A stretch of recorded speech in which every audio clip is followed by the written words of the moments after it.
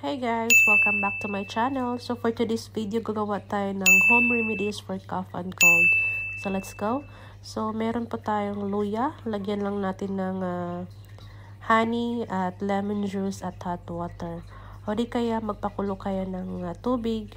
Lagyan ng luya, lemon at pag inom nyo, lagyan nyo ng honey. So ito pala yung mabisang paraan or mabisang panlaban ng ubo at sipon.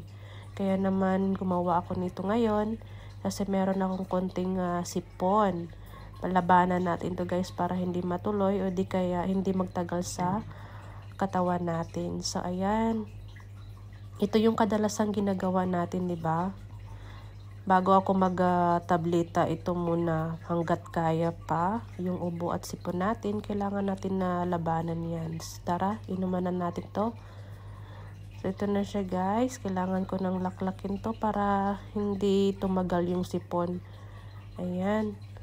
So, ito pala yung mabisang inumin ko guys. So, ayun lang po guys. Thank you for watching. Bye!